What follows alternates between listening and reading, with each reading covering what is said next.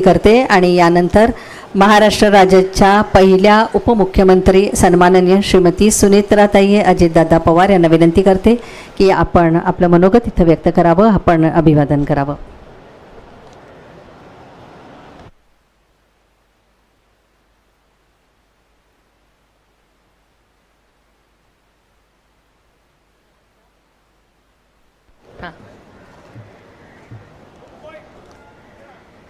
नमस्कार.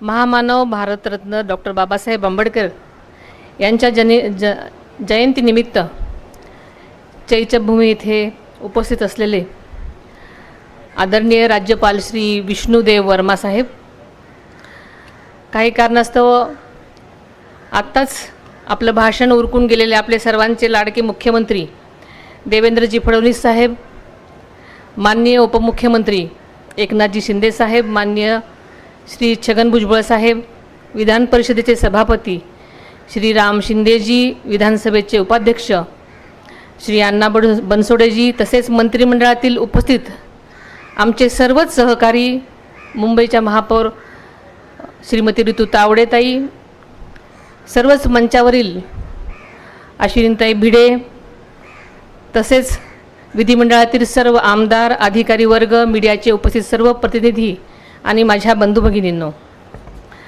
सर्वप्रथम भारतीय राज्यघटनेचे शिल्पकार महामानव भारतरत्न डॉक्टर बाबासाहेब आंबेडकर यांना भावपूर्ण अभिवादन करते. आपल्या सर्वांना डॉक्टर बाबासाहेब आंबेडकरांच्या जयंतीनिमित्त मनपूर्वक शुभेच्छा देते. आजचा दिवस केवळ एक महापुरुषाचा जन्मदिन नाही, तर तो या देशातील प्रत्येक शोषित, वंचित आणि स्त्रीच्या सन्मानाचा उत्सव आहे. हा दिवस केवळ स्मृतीचा नाही, तर प्रेरणेचा, संकल्पांचा आणि आपल्या कृतज्ञतेचा दिवस आहे. बाबासाहेबांच्या अलौकिक कार्याचे, विचारांचे स्मरण करण्याचा हा आजचा दिवस आहे आणि ज्ञानाच्या आणि स्वाभिमानाचा आणि समतेचा उत्सव आहे. मुंबईची ही चैत्यभूमी केवळ एक स्मारक नाही, तर ती एक ऊर्जा केंद्र आहे. दरवर्षी इथे येणारा भीम अनुयायी हा डॉक्टर बाबासाहेबांच्या विचारांची मशाल मनात घेऊनच येतो. भारतरत्न डॉक्टर बाबासाहेब आंबेडकर हे महामानव होते, भारतीय राज्यघटनेचे शिल्पकार होते आणि सामाजिक न्यायाचे, समता, स्वातंत्र्य, बंधुता आणि शिक्षण संघटन संघर्षाचे प्रतीक होते. त्यांनी अस्पृश्यतेच्या, शोषणाच्या आणि अन्यायाच्या साखळ्या तोडल्या. त्यामुळे आज लाखो करोडो लोकांना स्वाभिमानानं जगता येत आहे. त्यांच्या शिका, संघटित व्हा आणि संघर्ष करा या मंत्राने संपूर्ण भारताला नवी दिशा दिलेली आहे. बाबासाहेब म्हणजे अन्यायाविरुद्ध पेटून उठलेली क्रांतीची मशाल आहे. ज्या काळात माणसाला माणूस म्हणून जगण्याचा अर्थ नव्हता, त्या काळात त्यांनी शिक्षणाच्या जोरावर स्वतःला घडवलं. कोट्यावधी शोषितांचा जगण्याचा मार्ग त्यांनी दाखवला.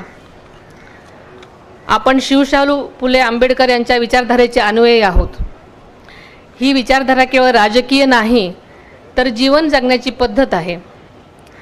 आदरणीय अजितदादांनी आयुष्यभर या विचारांचा ध्वज रोवला. त्यांनी वारंवार सांगितले की समाजातील शेवटच्या घटकांपर्यंत विकास पोचला पाहिजे. डॉक्टर बाबासाहेबांनी देशाला जगातील सर्वश्रेष्ठ संविधान दिलं. त्या संविधानानं राजकीय, सामाजिक, सांस्कृतिक, आध्यात्मिक आणि भौगोलिक अशा विविधतेच्या भारताला एकता, समता, बंधुतेच्या सूत्रात बांधण्याचं काम केलं. देशाची एकता, अखंडता, सार्वभौम कायम ठेवण्याचं काम डॉक्टर बाबासाहेबांनी दिलेल्या राज्यघटनेच्या गरीब, श्रीमंत, स्त्री, पुरुष असा भेदभाव न करता प्रत्येक नागरिकाला एक मत, एक मूल्य असा समान अधिकार दिला. प्रत्येक भारतीयाला, कामगारांना न्याय व प्रत्येक धर्माला स्वातंत्र्य दिलं. बाबासाहेबांनी मांडलेले हिंदू कोड बिल हे भारतातील महिलांच्या प्रगतीचं मोठं पाऊल होतं. आज मी एक महिला म्हणून या पदावर सन्मानानं उभी आहे. त्यांचे श्रेय बाबासाहेबांनी दिलेल्या हक्कांना जातं. देशाच्या राजकारण, समाजकारण, अर्थकारणाला आश्वासक दिशा देण्याचं काम डॉक्टर बाबासाहेबांनी केलं. ते दूरदृष्टीचे नेते होते. त्यांचं व्यक्तिमत्व बहुआयामी होतं.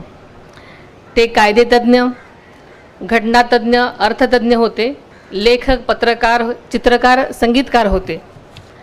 डॉक्टर बाबासाहेबांनी केलेली मनुस्मृती दहनाचं आंदोलन, शेतकऱ्यांच्या हक्कासाठी दिलेले लढे, रिझर्व्ह बँकेच्या स्थापनेतील त्यांची भूमिका, हे सारं देशाच्या राजकीय, सामाजिक आणि आर्थिक सुधारणांच्या चळवळीतील क्रांतिकारी टप्पे आहेत.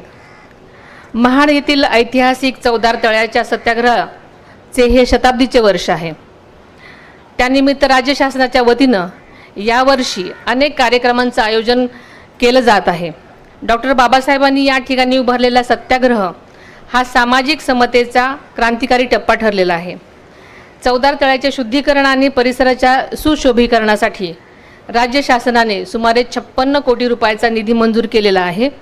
या विकास कामाचं भूमिपूजन नुकतंच काही दिवसापूर्वीच आदरणीय मुख्यमंत्री व मान्यवरांच्या उपस्थितीमध्ये करण्यात आलेला आहे. पीपल्स एज्युकेशन सोसायटीच्या शासनाने निधी दिला आहे. लंडन व जपानमध्ये सुद्धा बाबासाहेबांच्या स्मृती जपण्यासाठी आपण अनेक उपक्रम हाती घेतलेले आहेत. बौद्ध गया इथं महाराष्ट्र भवन उभारण्याचा निर्णयही घेतलेला आहे. बाबासाहेबांच्या नावानं लंडन स्कूल ऑफ इकॉनॉमिक्समध्ये अध्यापन स्थापन करण्यासाठीही प्रयत्न सुरू आहेत.